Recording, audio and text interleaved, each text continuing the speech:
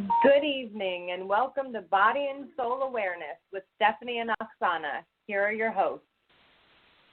Hello, everyone. Hello, Stephanie. Hi, guys. Hi. Okay, so we have to tell you, we are sitting in our beautiful beach house in Nags Head. We've been on the road all day long, but we finally made it. So we are broadcasting live overlooking the ocean. We're not outside because somebody's playing basketball.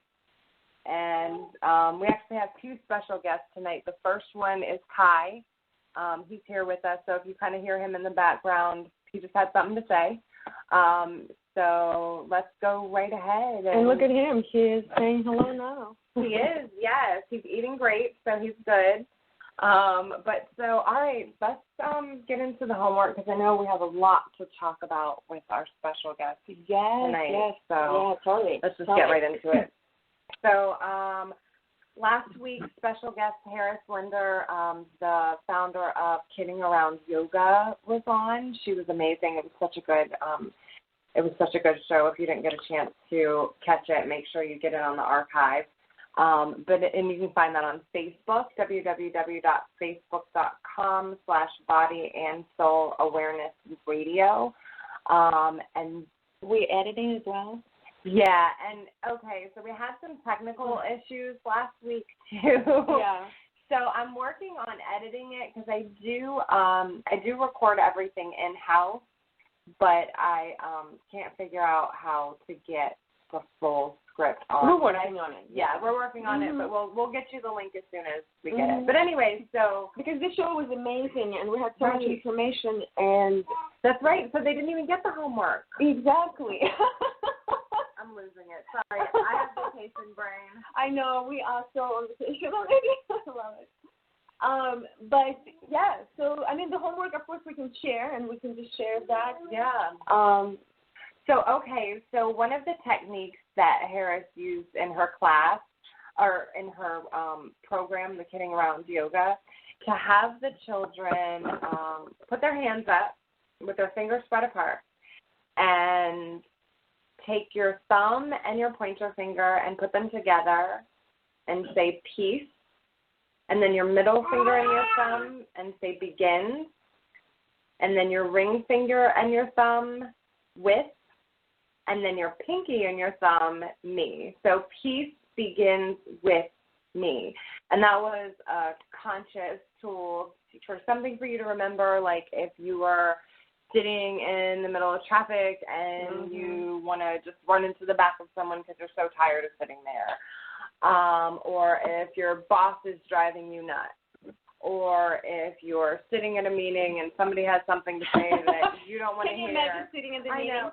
Excuse me for a second. Let me do this first before I choke you into pieces. No, they're going to be like, what is she doing? She's crazy. What is she, like, counting on her finger? But it's small things. Cool. Yeah. It's small things, but it can get too far. It'll help you not to kill somebody and yourself on top. Exactly. That's for sure. So, yeah, that was a great tool. But, again, once we get the full link up from last week's show, you'll get all that information with a great little song that goes with it. So, yeah, it was good. It was fun. Yeah. So I used it one time. Honestly, my 15-year-old, guys, like, I don't know what it is about, like, 15-year-old boy hormones and the fact that his birthday is so close to mine and we're both Leos, so I swear we headbutt specifically for that reason. You've got a lot of buttons there to look at. Yeah, so he's like a little baby boy version of me, which is thing. And unfortunately, he's a version of me when I was that age and not this version of me. Well, but at least which is you much can more evolved. understand, though, when you step out of the... Kind of, except for he's a boy, so that makes it different. Just that's where it gets a little bit trickier because he talks about motorcycles all the time, and I'm like, I really don't care about motorcycles. Right. So, but anyway. What about gardening? Hey. I know, right? I'm like, can we talk about something natural? Like, do you have a cut or something? I can heal that. Let's do that. Let's get to this. Right. You want to talk about your nutrition? Let's work on that. But anyway, yeah, so we have a very, very special guest on tonight. Her name is Barbara Allinbloom. Barbara has been advocating for peace and justice for youth her entire life, beginning with the reservation children in her school in Roswell, New Mexico. She is a multifaceted artist who blends spiritual resources with her talent in a way to positively impact the children. And Oxana, I know that you have known Barbara for many years, so why don't you tell us a little bit about how you know Barbara, and then we'll get her on the line and sounds good. Pick her brain for info. I know, sounds good. I've known Barbara for a long time.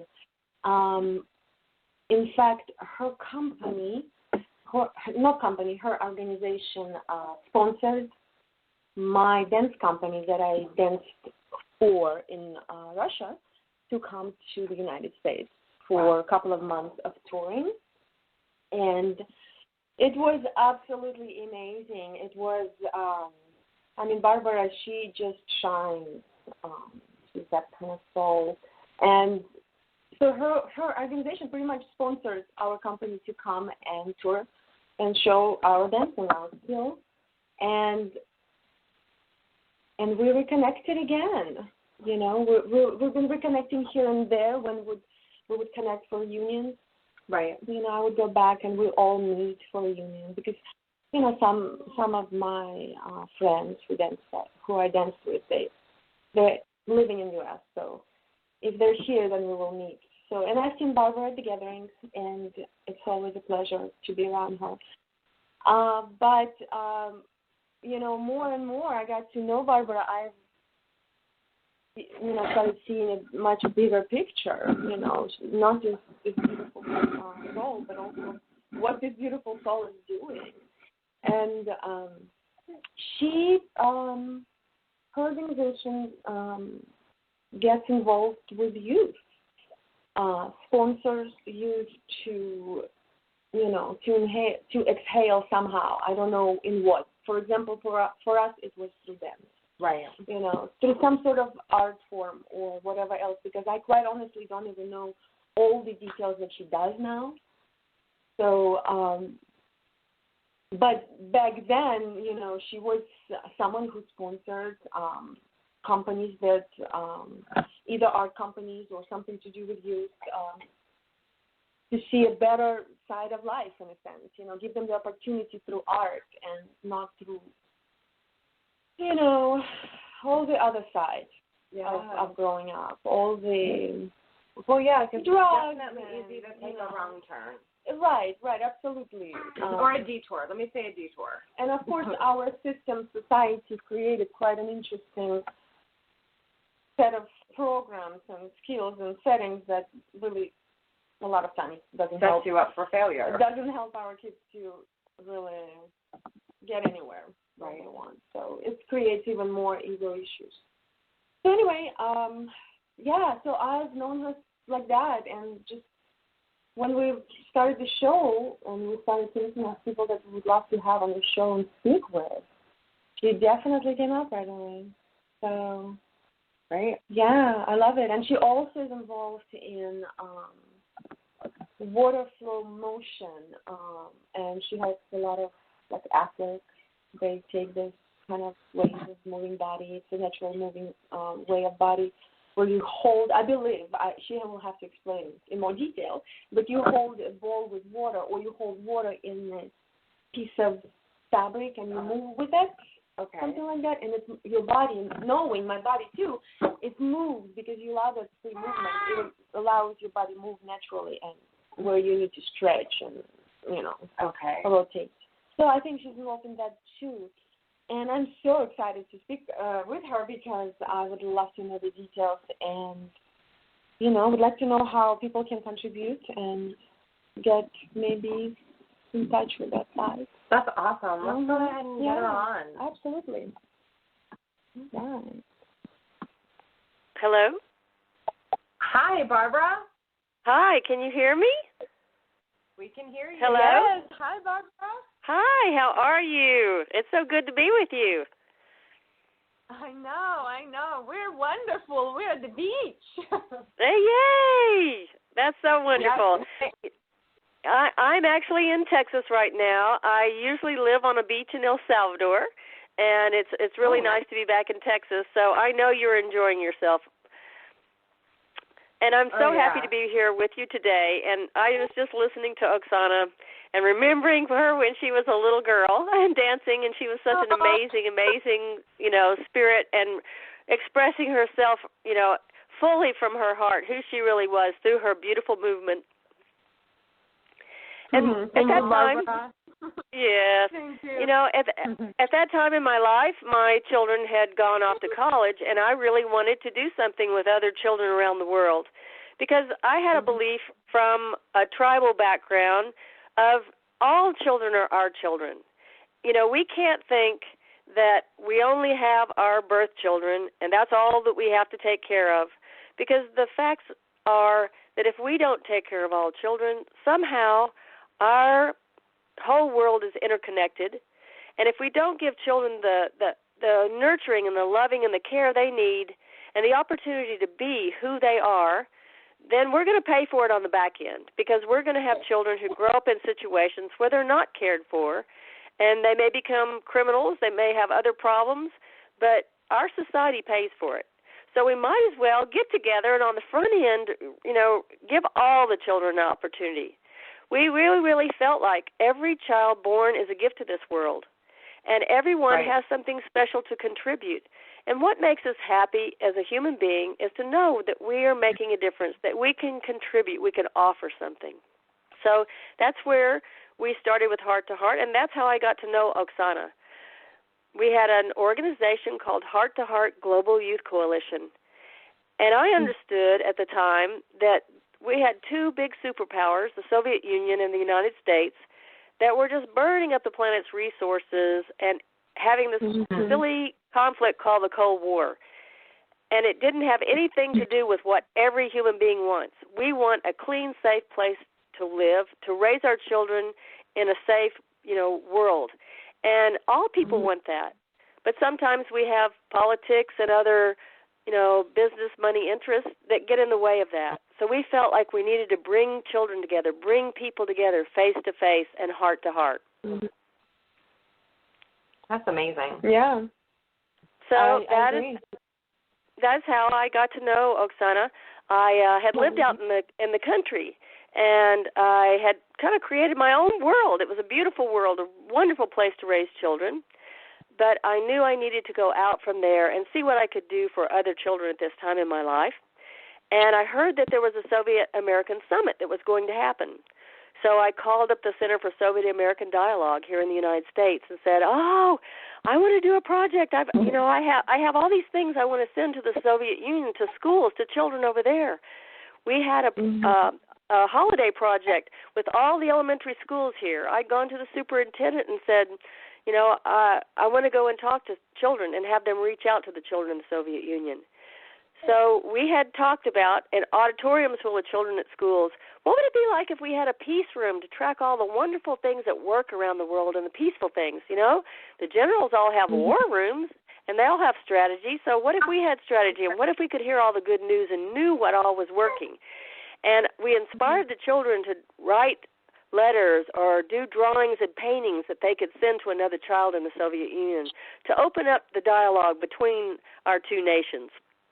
And I was so excited to try to get this work with this group that was going over there. There were Nobel Peace Prize winners and people in science and medicine, and they were like, no, we can't ship this stuff over there. This is just a bunch of, letters from kids and things. And I just was so excited. I kept calling them, and I actually was miraculously given the opportunity to go on this trip because someone couldn't go, and the man who was organizing everything called me, even though he had a long list, and said, you're so passionate about what you do. I think you can actually make a difference.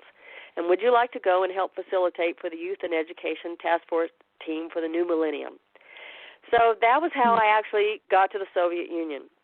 And one magical thing just happened after another. And I brought back a cosmonaut and some young communist children to the United States and started hosting interchanges between children from all around the world. And it led to having international camps from children from many, many different countries. And then we would perform at big auditoriums, for schools, for retirement homes, and we were just linking people together from around the world, but in particular the United States and the Soviet Union in the beginning. Mm-hmm. And it just happened to be the right place and the right time. And it just happened to be a time when things were changing in both of our countries, helping bring down people's stereotypes, and everyone was really interested. Mm-hmm. But we wanted to have children who had a gift and a talent and give them the opportunity to share that. And that's where I met Oxana. She was in a dance collective that were so amazing. So that's where our journey started. And, we've been in contact with each other over the years, and it's so wonderful to see how this young woman has, continued to grow and mature and have something to offer to people to help them be more integrated in their life, to have wellness and well-being in their life. And I'm so proud of you, Stephanie and Oxana. Thank you, Barbara. Thanks. So kind. Well, I mean, we agree. I agree with you. If you have something already in you that, however it got, there, whether you had to work for it or not, and you feel comfortable with it, then you have to share. If it makes you feel better, then you got to share that, whatever it is. Well, it is important, and some people have a natural desire or affinity inside. To the minute they learn something, they want to share it with other people. And other people are a little more reserved. And sometimes they hone their skills at something, or they just gain more and more and more wisdom. But many times in life, if we don't share that in some way, it can actually build up to be a crisis problem inside us.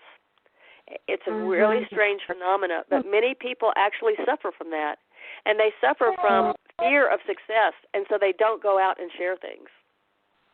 So it's wonderful to have a support system for young people, for them to realize that it is wonderful, whatever their desire is, whatever their dream, whatever their gift is that they have, and they all have something special, but help them explore, help them to find that.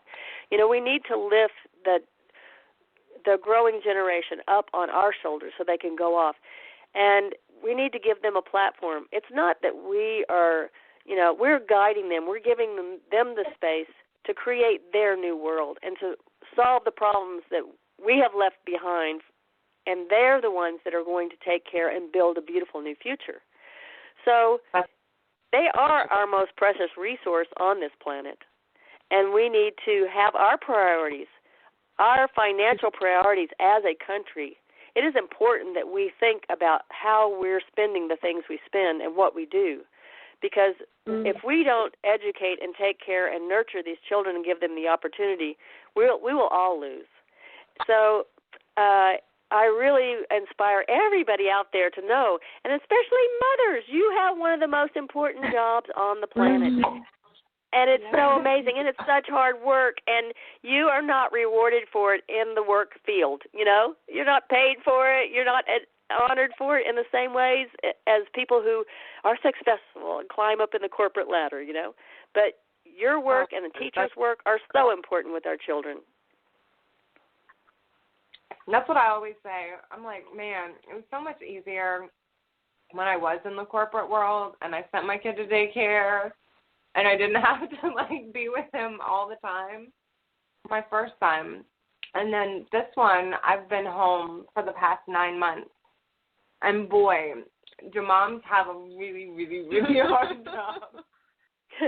Yeah, they have to. Huh? They have to do so many jobs, and it never ends. Yeah. It's not 9 to 5. Yeah. Even me being around this little one, really opening my eyes to, wow, it does take so much work and constant care. It does. Mm-hmm. And, children are amazing. They can teach us so much. If we just really understand that they have so much give and to inspire us. A lot of people really experience when they take their children to some place, that's fun, they relive the fun they had when they were a child. And it's more magical for them. In fact, if they didn't have the child to do it with them, they wouldn't even, be interested in it, and they wouldn't experience that same kind of magic. So we can actually, experience, that wonder, that curiosity, that joy again, and it is an amazing thing. And, for us to take and hold that child and nurture them in a space so they can grow from there is a really, really important, thing to do. And if we approach things in life like a child, not childlike, but like a child, there's a difference, that is the best way to have it be new and open and creative. Sometimes we all develop or we believe in certain isms, and those isms in the world are what kind of keep us apart and separate us. But we have so much more in common. All peoples have so much more in common than we have differences. But we don't focus on that. We need to shift our focus on what we do have in common and what is positive, instead of looking at all the conflict and all the negativity. And I do believe, we have a responsibility to look at the challenges we have in the world, but we can't dwell on the negative. And we have to hold the light, and we have to find ways to resolve our problems and to get along, And we have children all over the world that are born into situations that only because where they were born they don't have opportunities, or they're born into poverty traps, or they're born into violence. But those children are important too, and we have to find ways that we can help assist them and resolve these issues and put these issues to rest on this planet. And I really believe, and so have many other great leaders always in the past, that we do that by nurturing the next generation. We change those things in what we do and how we nurture this next generation and give them the opportunity. So yeah, very much. So Barbara, how did you find yourself being so connected to this topic, I guess? I've always found children to be a joy, and I just had this passionate desire to make a difference in children's lives, and I've always been very empathetic and passionate about helping people who are repressed. I grew up around all the reservation children and a lot of prejudice, and learned so many amazing things from Native American culture, and it's a really different way of perceiving nature and perceiving the world, and knowing a lot of legends and mythology and things that really opened me up to a bigger picture than just my little local, reality. And I've always seen a bigger picture and tried to hold a bigger picture, and felt like something needed to be done. So when my children, were raised and out of the house, I really wanted to make a difference and started trying to find and look at ways to do that. And at first, I didn't know anybody. I didn't have any money. I didn't have connections. But it was such a passion. And and we'd even have this feeling in my stomach that if I didn't take action on it, I just didn't feel right, And so there was this innate, force or light inside me that was drawing me, to keep trying to find the way, stay on that journey. And when you do that, when you trust, when you don't have all the answers, when you don't have a big bank account you can just do something with, and you have good intentions and you start working toward that, then the magic can happen, even greater things than you could have planned and dreamed up. You just go by faith and you take those steps and you work with people and you make it fun and people want to join. And I found in years of, work with nonprofit, it takes many people to make these wonderful things happen. No one person can do this. In fact, what is the myth of I'm a self-made millionaire? Okay, you worked that many hours that you made that much money yourself? No, we all do things together. We all have a team, And so when we come from that, it allows something greater than us to bring it all together to make it happen. And we meet amazing people and wonderful things happen. So about 2010, I had worked with the Soviet Union. I'd worked with many kids in the United States, children at risk. I worked in Africa with summer camps and child soldiers, and I really understood a lot of the agony and the pain, and not from an intellectual point of view. I put myself out there. I have to learn things the hard way. I have to go experience it. My family's been horrified the places I go and the places I work and the dangerous situations sometimes. But they believe in what I do, and I believe in what I do. And so I found myself in El Salvador. I went down there to visit people I knew. My husband was getting some dental work with a dentist that actually had a practice in the United States and down there, and we went to surf. And I fell in love with the children there and really saw their needs. Their little schools didn't even have bathrooms or running water, and their education system was pretty basic. And if you were too poor to have a uniform, you couldn't go to school. So I thought, I can do something about these things. And I kept going back, and I would take groups of teenagers from the United States to volunteer to do projects there. And that is an amazing thing. If you have children in high school and they have an opportunity to go on a mission trip or go do something for someone else and see other parts of the world that don't have the opportunities they do, it is a profound change in their lives. And it helps them to understand something different from the perspective we live in this consumer society. And it's like if you swim around on the top of the water all your life, it's fun, but you'll never find the pearls if you don't dive deep to get them. So an experience like that for a young person can really open up the depth of life. And we spent several years doing projects and taking, teenagers down and bringing kids, together from around the world there too. And they could learn Spanish. They can go down and help, with children at the orphanage and have wonderful experiences, surfing and having excursions and meeting people from other countries and assisting other people and seeing how if you give someone an opportunity, they can take that opportunity and go a long way. Their problem is they're not lazy. They just have no opportunity. Right. But in the last year and a half, things really started to change in El Salvador. And they do have a problem with some violent gangs there, and they have other economic problems and poverty, a lot of other problems. And they came out of a really bad civil war in 1992 that was a bad culture of violence too. So this is really embedded, and there is a lot of domestic violence. And right now, a lot of people in the United States aren't aware, but over 10,000 children a month cross the Texas border. They come through Guatemala and Mexico on their own, which is a very dangerous journey. Some of them lose their lives or other horrible things happen to them on the way. But they are fleeing from something that is horrific, and they are fleeing from people who are being murdered around them all the time right now in El Salvador. It has been a really big problem for the last year and a half. And now they do have an opportunity. What? You just came back, right? Yes, I just came back from El Salvador. And I've lived in a community where over 200 children that we have worked with in the last few years have been murdered. And I've seen, really horrible, horrible things. And, if people are interested, Google, extermination in El Salvador, Google gang violence in El Salvador.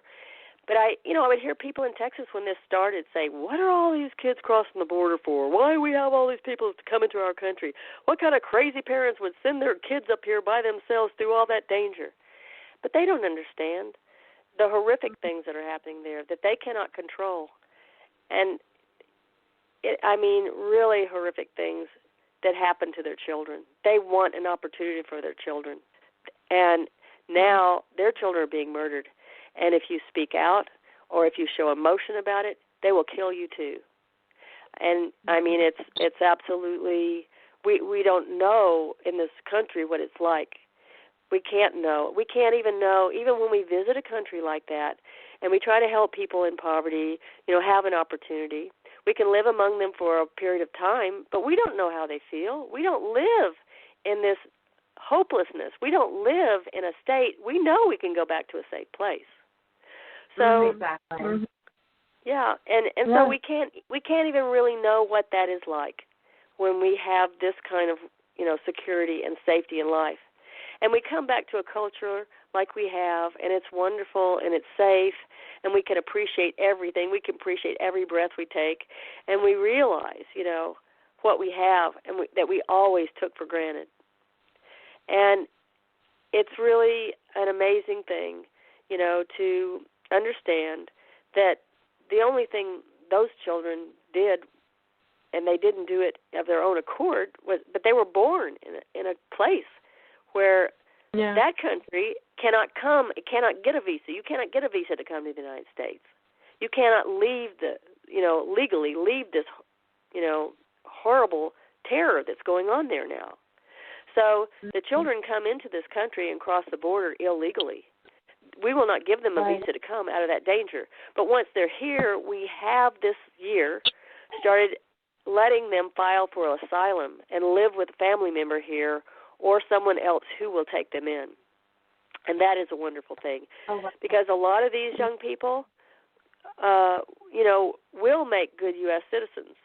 The common El Salvadorian person are dear, wonderful, loving people that live in community and help and take care of each other and have, ethics and values and real strong family ties, and they're wonderful people. So when we think about, people invading our space, well, most of us have some other heritage mixture here in the first place. Our ancestors came from somewhere else. So under the right circumstances and done the right way, this is an opportunity for everyone in this country too. And that's one thing I know personally from my experience of bringing those kids from the Soviet Union, those young communist kids here. People had such stereotypes and so much fear of the Soviet Union, and they thought, oh, good, we'll have these kids stay in our homes and we can help them understand and be good Christians and be good, learn what a democracy is all about. And they thought they were going to give everything to these kids coming. Barbara, what? That's how you convinced our host that hosted us to take us. Well, this is what their thoughts were. They thought this is what they were going to save you all, right? Convert them. Yes. Well, and then I would have all these mothers getting together and organizing. Now, some of them even live next door to each other and didn't even know each other. They don't know their neighbors, right? They live in these big, giant, beautiful houses, and they schedule everything, and all their kids are scheduled to this, play date or that activity, and they don't even know their neighbors. So they all got to unite and get to know each other and see their common interests. And, 25 years later, they have all these connections with each other still that are deep and profound. And they realize these kids come from a culture where you have multi-generational interchange. They live with their grandparents. They do things with their little brothers and sisters. Our teenagers won't do anything except be with teenagers. They won't play with their little brothers and sisters, and they don't want to go see their grandparents, And they would have kids come stay with them and say, wow, y'all have all this stuff. Doesn't it take all your time to take care of it? What do you need all this stuff for? And these families here got to see something from a different perspective. Mhm. Wow. Yeah, I have to pay my son for him to watch his brother. Yes. Otherwise, and we would go to retirement homes and do dance performances, and the American teenagers would go like, why are we going to a retirement home? And some of the kids, from the Soviet Union would say, hey, man, they're the people who made America great. Like, we want to hear their story.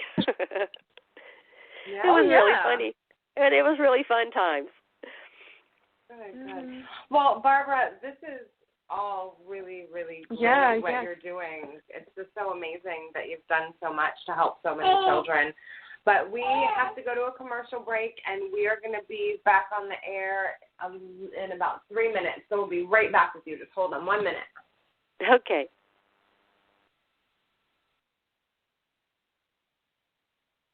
You're an activist.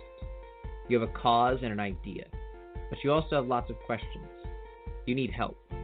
After all, teams have coaches, corporations have consultants, and even politicians have campaign managers. But who do activists turn to? The Solutions Institute. We are a collection of professionals and activists from across the political spectrum. Our goal is to teach, motivate, and put all the necessary tools for activism in your hands without charge. Learn more or submit your project at solutions-institute.org.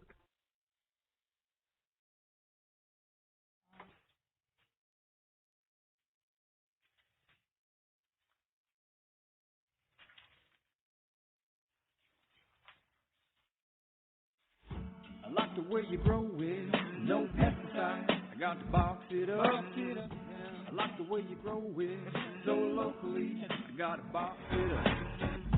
I like the way you grow it with no GMOs. I like the way you twerk it, no diggity, no doubt. We've got squash and peas, pollinator packs for all your bees. Melons you wanna squeeze. Yes, please. Yes, please. Hey, now that plant looks good.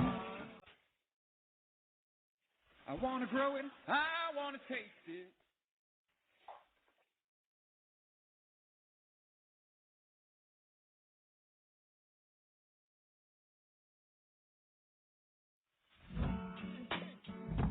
Yeah. Tomatoes in full effect. Always in full effect. My girl Tilly's in full effect. Yeah. Peaceful Belly Plant Sale 2014. Yeah. Search YouTube for Freaks of the Garden. PeacefulBelly.com.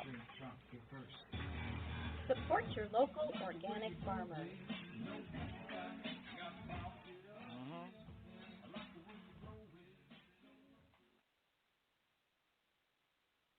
How would you like to make your work more enjoyable, be more creative and relaxed, all while sitting at your desk? That's exactly what my Serenity Rug has done for me. This revolutionary footrest, I can't even call it a footrest, because this thing encourages movement of your feet, which results in more blood flow. While traditional footrests advocate the motionless placement of your feet, I found that I'm unconsciously digging my feet into the long, soft grass strands of the Serenity Rug. It delivers an incredibly relaxing sensation that closely resembles the feeling of an exotic foot massage.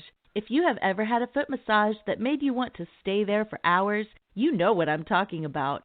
If you have not heard about the Serenity Rug, check them out at serenityrug.com and join the exclusive Serenity Rug community and enjoy a feeling of comfort and relaxation that most will never experience. They've sold out before, so I suggest you do your feet a favor and grab one of these. Again, that's serenityrug.com. Okay, everybody, we are back on the air with our special guest, Barbara Allinbloom. You there, Barbara? Yes, I'm here. Wonderful. All right, so let's just get right back into it. Okay. Well, one of the things we talked about was supporting children to be all they can be. And that doesn't start when they're old enough to go out there in the world. That starts when they're little bitty and they come up and they want to help you do whatever it is you're doing. They all really want to do that. They want to help in the kitchen cook, or they want to help do something. And sometimes that makes a bigger mess, and it takes more time, and we're in a hurry. It's really hard. And sometimes it's easier to say, oh, just go watch your program on television, or maybe you can play the computer game. But it's really, really important to take that time and let them help you, because that lets them know from the very beginning that they can do something and they can contribute and they can make a difference. And so it's very significant to build that into their character. It's an innate thing they want to do, and it's an important thing to let them help develop that, that they hone their skills and get better at what they do and contribute and know that they make a difference. But it's really easy to not have the time and to push that aside. So as a parent, it's really, that's why mothers' jobs are so important. They're hard. It's not easy. And it can be rewarding, but it can be twice as hard when you have to involve somebody who's little like that. But it's so significant in their life. And a lot of parents, complain, my teenagers don't want to help around the house at all. They won't do chores. They won't even clean up their own room. Okay, well, did you ever let them do anything when they wanted to do it? And if you don't, by the time they're a teenager, they go, well, you never wanted me to help me, help you. So it's an attitude. Play video games. Mm-hmm. Right? Yeah. But, well, Barbara, we have a caller on the air that has a question for you. We're going to go ahead and have him come on. Okay. Hello there. Hi. Hey, everybody. Barbara, go ahead and ask your question. Hey, Barbara, thanks for everybody for having me on the show. The last time that I called into Freedomizer, I was having a very bad day, and I must admit, so much of what you're saying, Barbara, resonates with me absolutely. I mean, I've just come out of my 20s now, and just about every single thing that you're saying is like relevant because what do you do when? I mean, I'm being pretty personal at the moment on the air, but what do you do when you're one of those kids and you come out of that situation of not having parents around and all that kind of stuff. And then, basically, like today's Father's Day, and it's a pretty sore subject because, I went through this whole thing of maybe not living in a third world country, but at the same time realizing, what it's like very young not to have a stable family.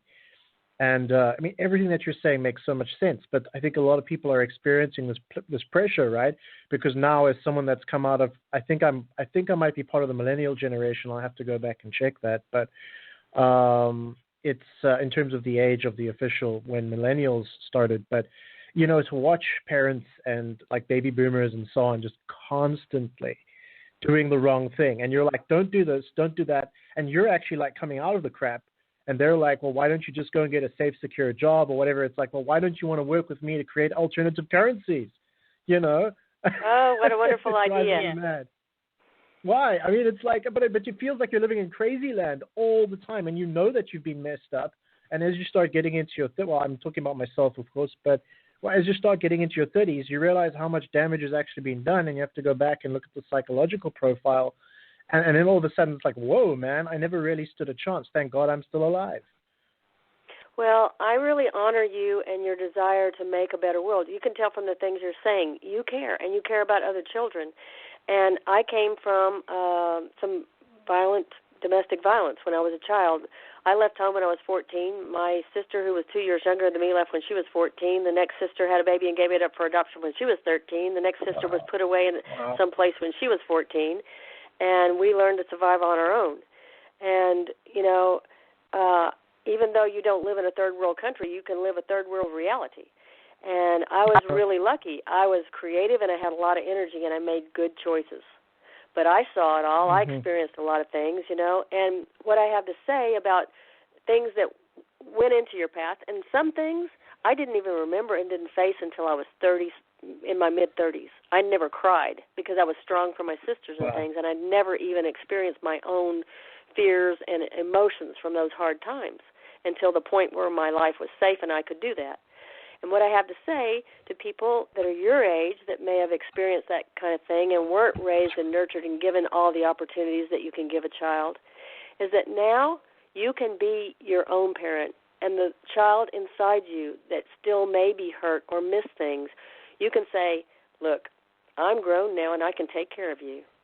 And I can be responsible, and I can create a better world, and I can work with other people. And you have a great idea about, working with people and figuring out what is the best way to parent children, And I see a younger generation that is not buying into the things that aren't working nowadays. I see so many people from around the world that are in their 20s and early 30s. Some of them come from wealthy families and could do anything as far as money's concerned, but they're not buying into that. It didn't make them happy. It didn't make their family happy. They want to make a difference in the world. They're backpacking around the world, stopping in every orphanage or every program like ours and volunteering. And it is an amazing thing, and they have great ideas, and sometimes they come out of it and create an innovative program themselves or start an innovative company themselves. And they're working from, we want to make a difference, not we want to make a dollar. And it's a beautiful, beautiful thing that I'm seeing. And we don't hear this a lot on the news. You know, there are so many wonderful things going on, and then there's all this other awful craziness that's going on out there. So I just really thank you for calling in, and thank you for somewhere inside you, you have this desire to make a difference, and you're thinking about other children, and you're thinking about, you know, what is a good way to raise children. But how can we do that for women who don't have a partner, who are raising children on their own, working as hard as they can, and trying to do it all themselves? Yeah. How can we assist that's them? The thing, yeah. How can we look at all children being our children? You know, in some way, we can work with all the children in our community, in our neighborhood, you know, we need to build structures like that.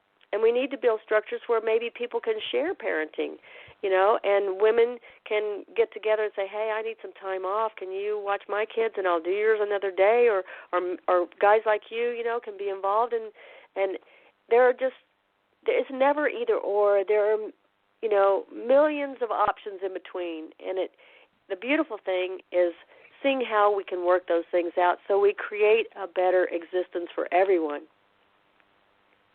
Unfortunately, one of the things I do find, and I love what you just said, it's great, but the situation of like I don't want to sound like all high and mighty, because I really am just trying to figure things out myself, but it's collective intelligence, because what's happened is that everyone's been so dumbed down, and there's so many challenges that have become all so pervasive in society, where people don't stop to think long enough. Like the older generation with wisdom has been disconnected from the family. You know, like go and put them in an old age home, like you just said earlier on, instead of keeping communities together. And they're not teaching the younger generation, and therefore even the parents don't have time to help their kids. And the state would get involved. But if we look at like John Taylor Gatto's material, which is a brilliant teacher and author and researcher, he explains how the system is designed to create sort of subservient people that will not be creative and not think outside the box or be innovative. It's designed to create basically menial workers or just very good workers for industrial machinery. Now, I'm not against industry per se, but I mean, if we look at it from a systemic viewpoint, unfortunately, there just seems to not be enough collective intelligence for people in general for us to pull ourselves out of the mess at the moment. Well, you're really addressing some key things. Even our, you know, normal public education system is archaic, you know. So we need to recreate that. But people have to be inspired. And what I've seen in you know, working with people over the years is that people want to do something, but they don't know what to do. And our life's comfortable in this country. And so it's easier sometimes to just be a comfortable consumer. Yet when we're around someone else who's motivating us and inspiring us, sometimes something happens inside to spark a desire to do something, to make a difference. But they don't know where to plug in or what to do. And I feel like in my experience for myself that is a pleasure and an honor for me to connect with people in that way. And I'm not like a motivational speaker or an inspirational person in that way. Mm-hmm. It's more of whoever I am contacting in my life, wherever I'm connecting. You know, I want to shine the light. I want to have ideas. And I don't have all the answers. And what I'm saying is not true. Everybody's truth is their own truth. And we have to make those decisions and decide things for ourselves. And there are things that you can know in life. Young people come all the time, and they're saying, you know, we want to know what is real and what is true, and we're exploring. We're on this journey, and you know, we see these good ideas people are talking about, but how do we know? How do we know they're right, or who's right? And they're looking for the answer. Well, there's not the answer, and they say, well, how do we know whether we should follow somebody or not?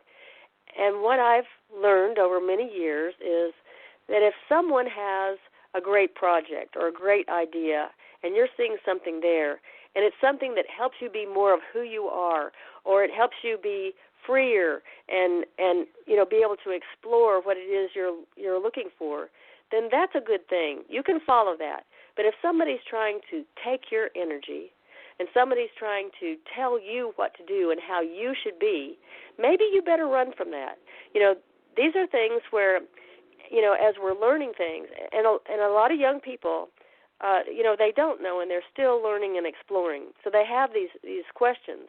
But I really feel that the work I do and the way I try to do it is to make it a game, play, have fun, and if it's fun, people want to join in, and they want to play the game too. So, when we look at how challenging things are, if we stay in that realm and try to figure it all out with our mind, it's really hard. But when we go back to how a child played, we have many more options, and we have many more ways of interacting with each other. If we just all have our agenda and try to get together and make something happen, it's hard. We have egos clashing into each other, and everybody wants to prove their way is the best way. So it's really refreshing, and to look at it like it's not so serious, to not take it so seriously, and create it from that place of play, and make it happen organically, right? Because no one person can do it all. So it does have to be a collaborative effort. And I remember, we were exploring and experimenting, back in the early 90s. How do we, create things like that together? And it was hard. It was really hard because we come from this old paradigm that's a hierarchy, So, what we found was we really have to step back from this and not take ourselves so seriously, but see what it is we want to accomplish and go for that. Wow, that's so cool. Thank you so much for your time and explaining that. Thank you very much. It's very motivational. Well, thank you. And I'm inspired because you called in and you have a heart like that. That really helps everyone know that there are people out there, that wonderful thing resides inside of everyone. Some people can tap into it. Some people still can feel inside themselves. It's just really sad, and in violent cultures, too, people shut down their feelings. They have to become guarded and everything, so they don't even really know who they are inside and don't have desires. They do, like you're talking about, get numb and dumb down real easy. Is there some way to get in touch with you, to contact you if there's projects and things that people want to do and get advice, or like a website or something like that? Well, right now we are recreating a website, and we had a program we thought would be up today as far as a fundraiser, page that we have, just changed things on. But what the heck is an indigenous word from indigenous people in El Salvador, and it's WATAJEQUES, like what the heck is. It kind of sounds like that. What the heck is at gmail.com. We'll connect you with us, and we can get information with you and send you the website in the next couple of days when we have all that going again. Well, that's a mouthful. I need to get that and again. Also on July 3rd, we will be bringing Barbara back for more details about how to contribute, how to be part of it, more of the details on the actual work. And we will have those sites. But my name is Barbara, and my last name is Allinbloom, like 3 words, all in bloom, but it's all one word. So on Facebook, you can connect with me. You can see our projects. There on Facebook, it's Passion for Making a Difference. And there's another one called What the Heck is Escuela de Arte? But you might need that spelled out, by going to one of the other ones. And Barbaros Arte, because we do a lot of art therapy, and we have a lot of artists involved in all of the arts, not just art, it's visual arts. And we would love to interlink with you, and so next week we'll have everything up for you. But you can actually go to Facebook right now and connect. But that's what the heck is spelled WATAJEQUES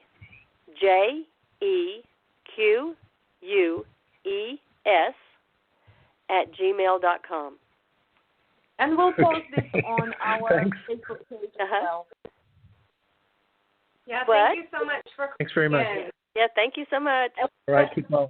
It was good to hear from you. I haven't talked to you in a while. Awesome. Barbara, we also will put your information on our Facebook page as well on the radio on the show. So yeah, it'll be spread for everyone to get in touch with you. That was great. Thank you. That was great. So yeah, I guess I will, like I said earlier, we decided that since we have so much information to share and discuss, we will have Barbara this time, and we will bring her back on July 3rd. Yeah, the 3rd, to go more into details of steps to contribute and be part of what Barbara does, or potentially maybe even, Barbara can ask or answer questions for people that are part of it, and maybe they have some sort of like a more of a practical steps to go around and or to get. Well, we do. We have wonderful training programs and things for helping you find your way to be more of who you are. We know of many resources for things like that, and groups of people who are working together just on your own personal level.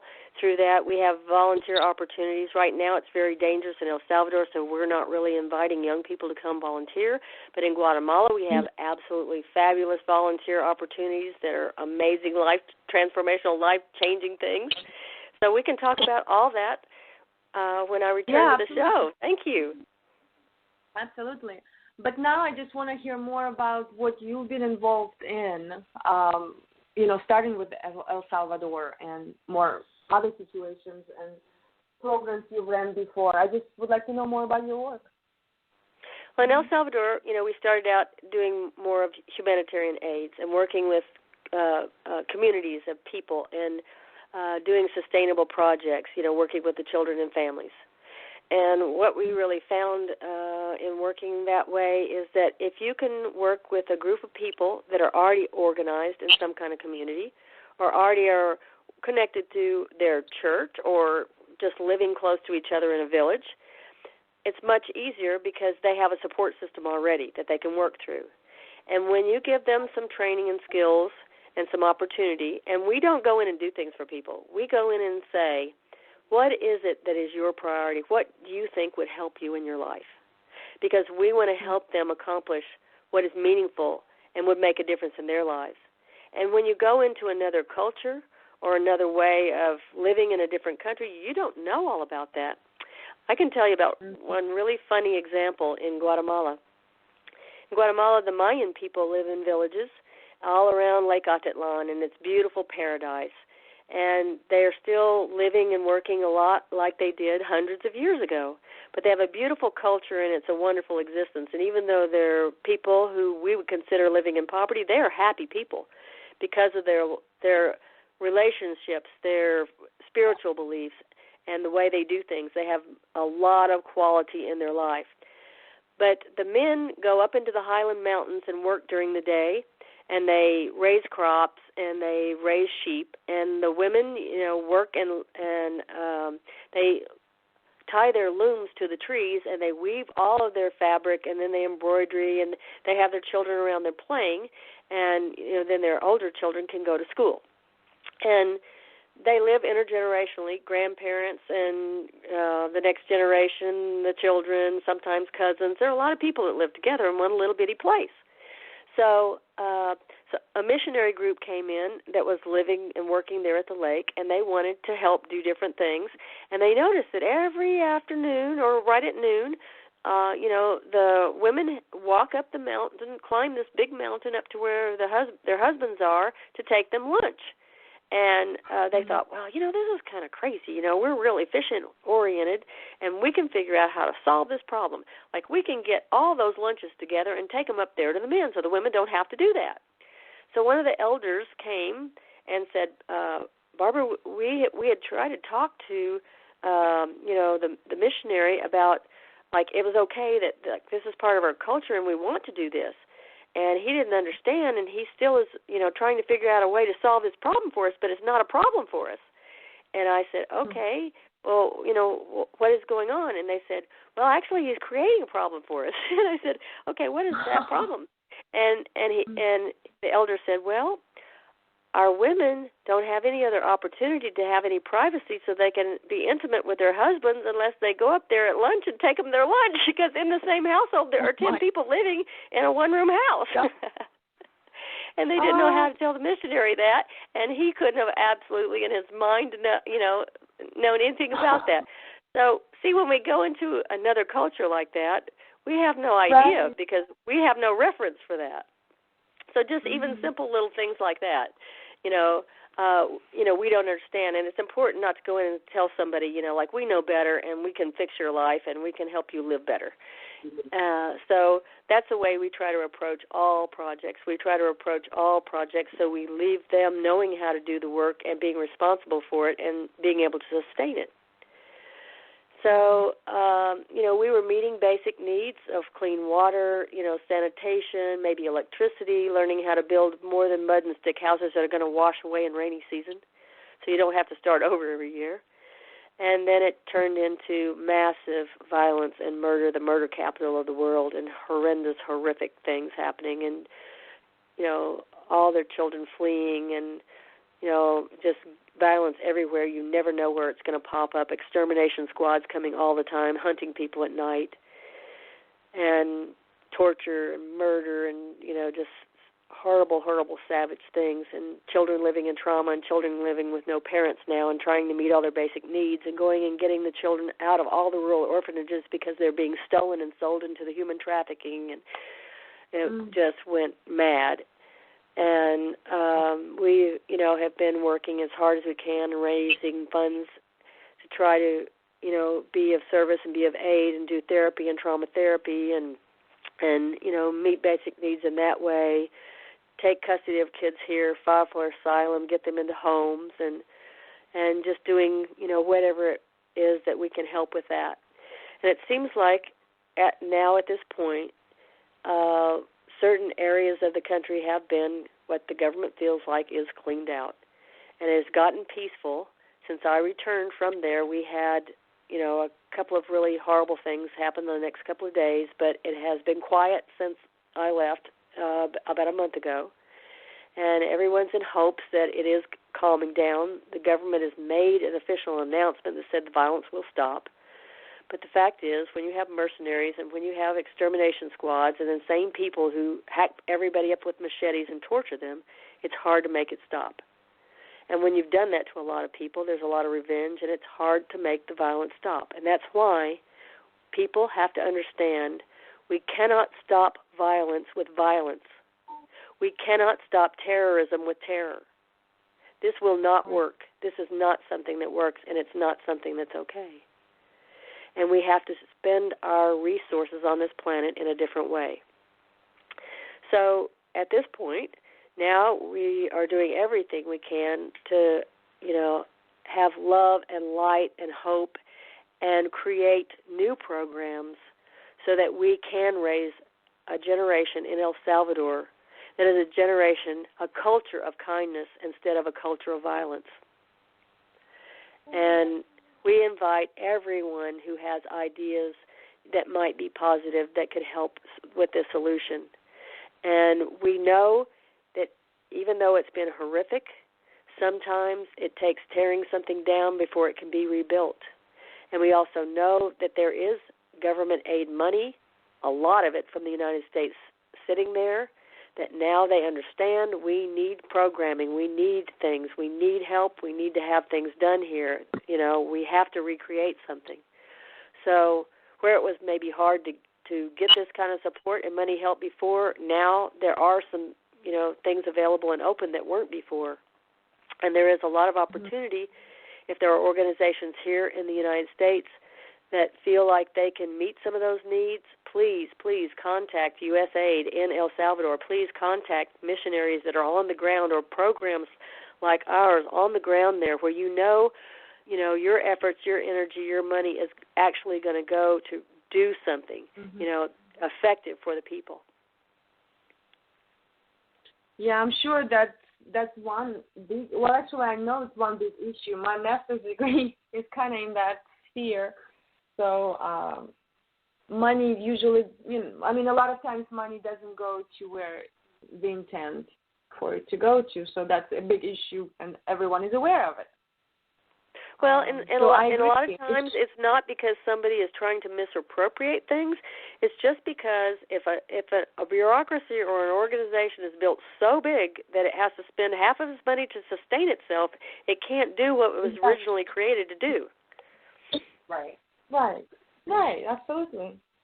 So it's not cheap. I agree. That's why I typically promote the smaller ones, just like businesses. I promote smaller organizations and businesses that actually I can trust to. And they have direct Oksana, access. One of the things you may remember is we didn't just have you all come over here and stay in a bunch of hotels and tour around and perform.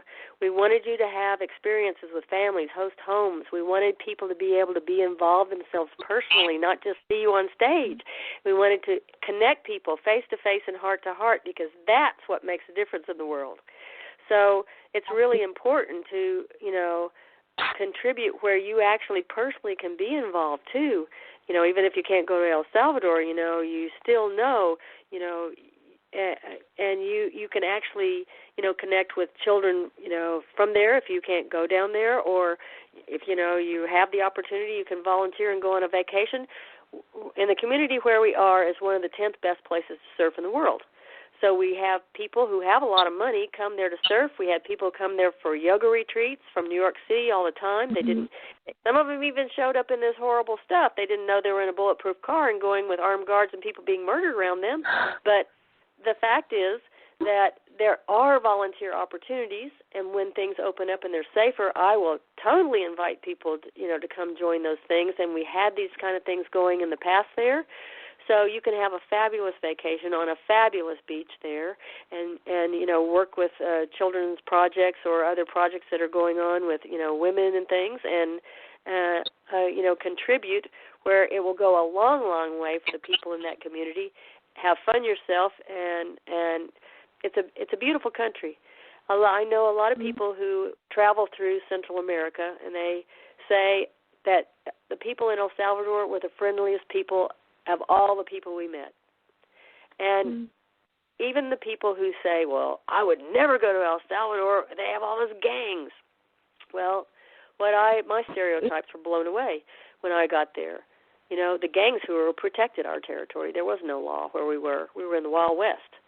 And I'm not saying that they're right, and I'm not saying that their methods are right, but I didn't even understand the dynamics of a lot of things. And I also learned that there's a hard and fast gang rule that if you touch a tourist or bother a tourist, you're done. And we won't talk about what that means, but there was very little possibility that you're going to be hurt by a gang member. So those kind of things, were stereotypes that I was just like, what? What are they telling me about the gangs? And I would still suggest to a tourist, if some guy comes up to you tattooed with devil horns all over his face, you step aside, because somebody may be shooting at him. He may not hurt you, but somebody may be shooting at him. And it would be very hard to find that in El Salvador now, because they have been exterminated. And it's kind of a genocide policy. And I don't believe in things like that, but I do believe in the due process of law. And I do believe if you commit crimes like that, there has to be some punishment and there has to be some way to deal with it. But maybe, I can't. Yeah, I mean, I agree, but potentially we need to reconsider, how we're addressing the punishment too as well. Because you don't just exterminate people, and you don't exterminate people who might potentially in the future be a gang person. Right, yeah. So I definitely think there is more to that, because whoever. Well, and what creates gangs? No opportunity. Right. No opportunity. Right. But violence, in your household, domestic violence, and leaving your household and needing a family somewhere. I mean, exactly. We have There's to always look. That need. you know, that need. We have to look at how to prevent this kind of. Right. Mm-hmm. Unless it's a psychological issue, that's one thing. You address it that way. But if it's something that pushes you to do something, then we have to, as a society, get to the bottom of what is it. Not just punishing person and putting them into jail for whatever years, but actually, I don't know. I mean, I'm always more on the positive side to address those kind of things. But it's endless. If we're going to start shooting ourselves, you know, like we do now, it's just going to continue. Like you were saying, we can't face or change violence with violence. But I think, of course, there should be precautious, you know, measurements and there's always consequences. But it's such a delicate process. It's one-on-one based process. You know, what is causing that person to do something like this? That's what it needs to be done, not putting them into. And many times it's a socioeconomic problem. And some developed countries, you know, are developed and have a certain standard of living because they have lived on the backs of other people who've sacrificed in other lands, and they put those people in that position. And we have to look at what's good for everyone and not just ourselves. Because this country's in trillions of dollars of debt from our war machine. You know, so what is causing that out there? Why do we have these terrorists? Why do we have these people that feel this way about America? What have we done in the past that has created this? You know, we have to be self-responsible. Just like an adult individual, if you keep getting the same feedback all the time and you're always the common denominator, you need to look at what you're doing. And a corporation, a lot of times, is not held responsible, and their main objective is to grow every quarter. Who's holding them responsible? What is wrong with this picture? You know, I mean, we have wonderful systems in this United States. And at the same time, we have to look at, you know, what we're creating, and we have to look at, you know, how things are done, and we have to look at best practices, and we have to clean up our own act, and we have to think about creating things that absolutely allow opportunities for everyone on this planet. Otherwise, we are going to keep creating this crazy, monstrous, violent problem all over the planet. Mm-hmm. Well, we are at a good point where, and how do we do this, right? But before we go there, let's go to a commercial for a few minutes, and we will be right back. Did you see this? The EPA wants to regulate water in our ditches now. Our ditches are dry most of the time. There's hardly ever any water in them. That's enough.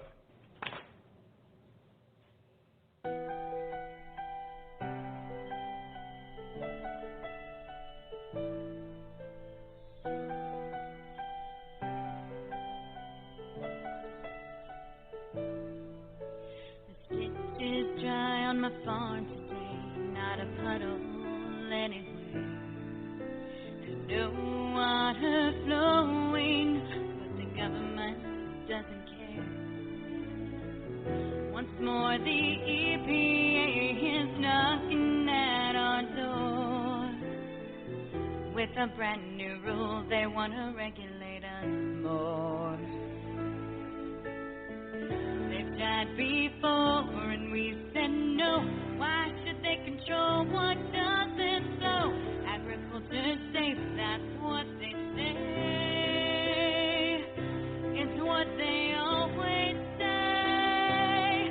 That's enough, that's enough. Can't take away anymore. That's enough, that's enough. The EPA and the Corps, they will try to justify, but we won't back down. Don't need more government anyway. That's enough, that's enough.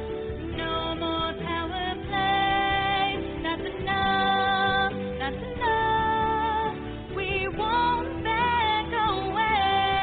What can we do to dig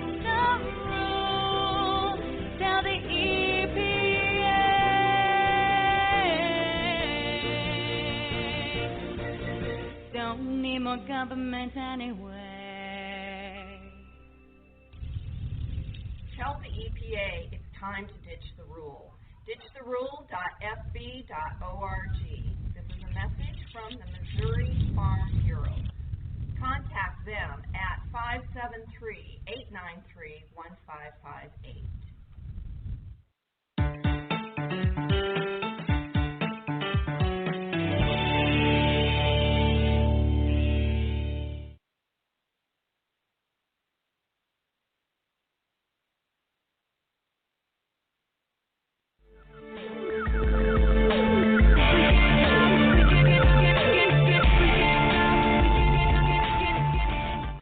Solutions to Delusions.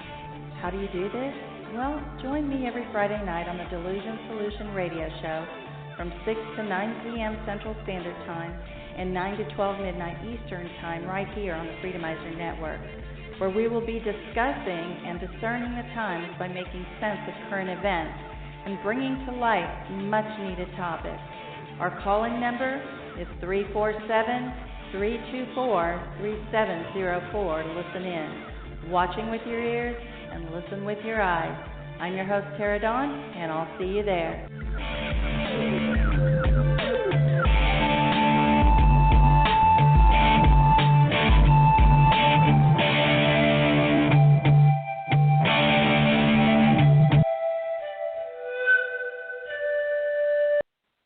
Hi, everyone. This is the Rose Colombo.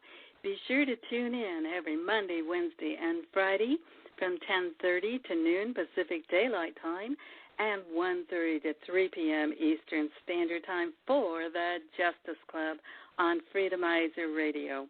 Grab a snack, grab a latte, grab a friend, or grab a stranger.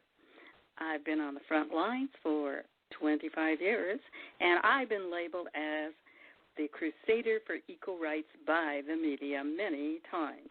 So join my crusade on the Justice Club at Freedomizer Radio every Monday, Wednesday, and Friday from 10:30 to noon Pacific Daylight Time and 1:30 to 3 p.m. Eastern Standard Time.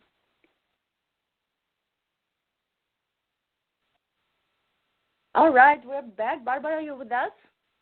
Yes. Barbara? Yes, hello can you back. hear me? Hello. Hello. Yes. Hi. Hi. Can you hear us?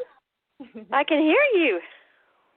Well, so we have about 5-10 minutes left, and what I thought to bring to the attention of everyone is next time on July 3rd, we are bringing you back, Barbara, for sort of discussions of your programs and how you run everything and where you meet people that contribute to your cause, how everything happens and what are the steps.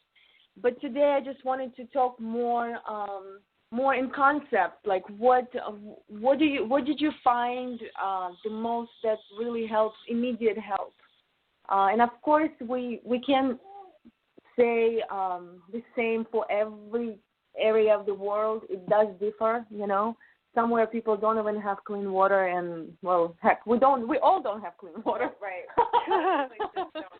Right. If we're gonna talk water, but you know what I mean. Where they're surviving on a physical level to live.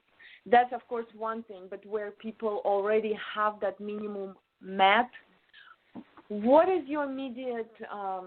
What is it that you found that immediately helps those people to kind of, all right, what are we doing with our children? What's going on? Have you had those situations? What do you? Yes, and one of the things that you have to understand is that they don't just have some of their basic needs, Maybe they don't have good nutrition, or they don't have clean water, like they don't have any running water, And so those are pretty basic things. But what's even deeper than that is they don't have hope. That they've lived in a repressed society, a violent society, and they don't know how it could be any different, and they don't have any hope that it will ever be any different. And it's real hard to get motivated when that's your existence. So, it's really, and you have to think about yourself when you do this too. Like we can look out at the world and say, okay, I'm going to go save the world or fix the world, right? but what about inside me? Maybe one of the most important things I can do is look at myself, and anything I see outside myself I don't like, look at, what it is inside me that might have a shadow side like that. How can I be the best person I can be? How can I address my shadow side, my issues with my, life, my family, my community, and go within and be the best person I can be, because that radiates out the love you need and the hope you need to change the world. And that's what's so wonderful about, the program you two women offer. You're helping people have resources and inspiring and learn, how is it that we take care of ourselves and be the best we can be. So these are the same things we have to work with these people to build up their confidence, to give them hope, and then, we can help them see maybe what is the solution to their problem. But it's the same with all of us, all over the planet, no matter what level we're living at, what kind of reality we have. We all have to be responsible for our situation, our existence. And we're all in different circumstances, but it's the same process. And so, we break those things down, and we, address those issues. And, we respect everybody's belief systems if they have religious belief systems, but what is there that's common in all the world religions? And there are beautiful things, and there are, ethical values and principles, and, hope, love, all these things are the same everywhere. And we, applying these things. It's not just addressing physical things out there in the world that make the change. So, it's really important. And I try to look at life like I am a spirit that has a body. And how can I, as a spiritual being, take care of this body and live in this physical world and live an ethical life and, think about the other sentient beings in my reality, whether they be human beings or other animals or, living plants in my environment, and really look at that whole big picture from a perspective like that. And how do I look at other people? And there was a man named Buckminster Fuller, and he had a concept called right livelihood. And what he believed was that if everybody was given the opportunity, they would do what is innately in them to do, what they like to do. And if we valued all their contributions so that they could live a decent life and be able to support their family at a decent level, we would have a much better world, because there would be someone who wanted to do all the things that we really need in life. And it's really true. It's an amazing thing. But what we have a hierarchical structure, and we don't respect some people, and we don't pay them anything, and we just use them, or we might have an opportunity where we can be the person at the top of the hierarchy, and if all we think about is how we can grow financially, it's going to hurt the whole structure, the whole team. So by looking at everything from a personal perspective and our own values and our own ethics, and making sure that we're clear and that we're coming from our heart and maybe not too heady about things, and coming from the right value system, then we can make sure that what we're doing in the world really makes a difference for everyone, not just ourselves. And so Barbara, even when we yes. No, I was just I don't want to break you, because I can listen to you all day, but I was going to say, it's funny you say this, because every show we have, at one point during the show, we always get back to ourselves. It's always, whatever you do in life, whatever it is, it's always knowing yourself and getting back into yourself. And that's how, from that foundation, you can start living. You cannot live if you don't have that internal foundation. I mean, you can, of course, and we do. But it's amazing. Exactly what you just said. That's kind of we so connect with that. That resonates with us every time we on the show as well. Yeah, we should definitely tie that into our homework for this week. Yeah. That's a good point. Beautiful. Well, it is. If you think you can go out and fix everything out in the world, without bringing your own self into that equation, because we're not perfect. We don't have all the answers. No individual does. Then you can go out in the world and create more mess. It's like, it's crazy because you don't have the awareness. You don't have, you have blind sides. You have shadow side that you're not addressing. If you think it's all out there, that's got to be fixed. Yeah. Well, Barbara, thank you so much. As I said earlier, we are bringing you back on July 3rd, so it's not a goodbye. It's just until time. Yes.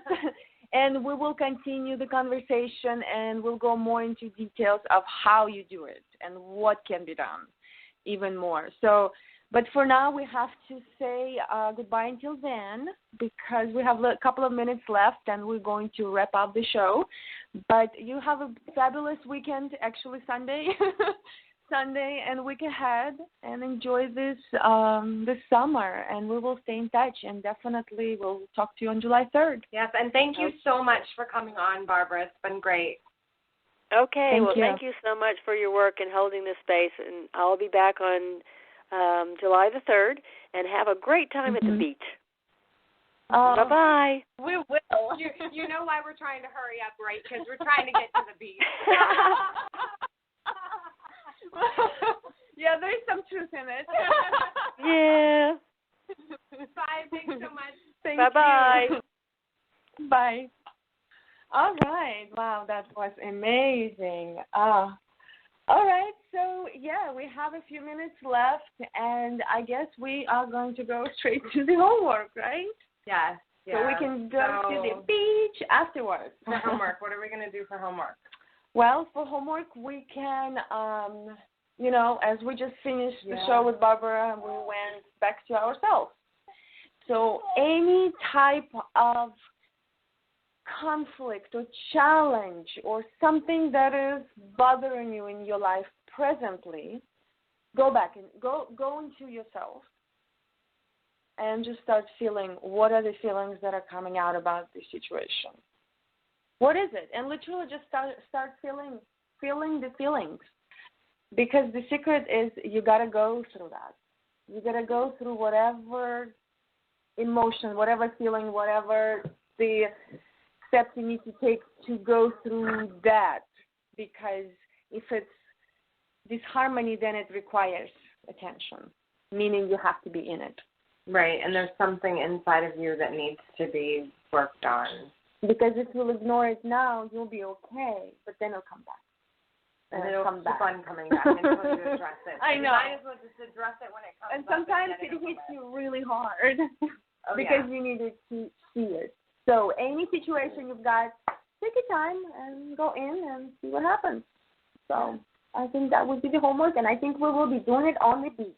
Yes. So everybody, thank you so much for listening, and we will be back with you next Sunday, 6 p.m. So have a great week. Goodbye. Bye.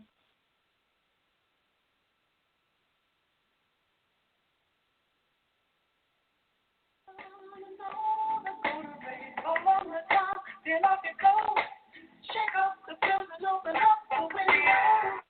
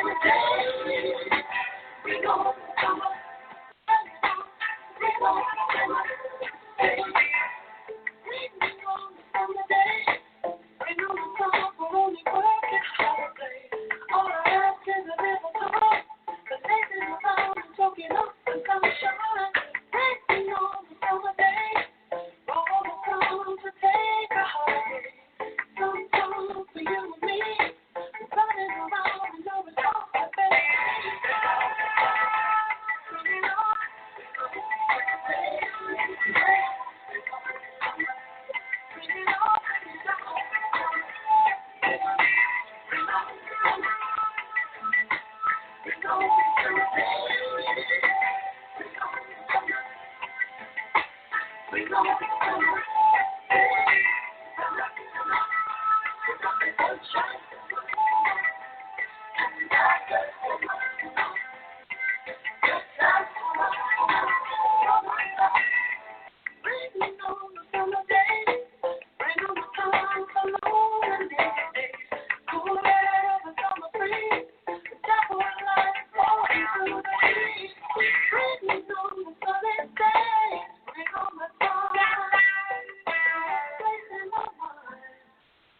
smell of jacket from a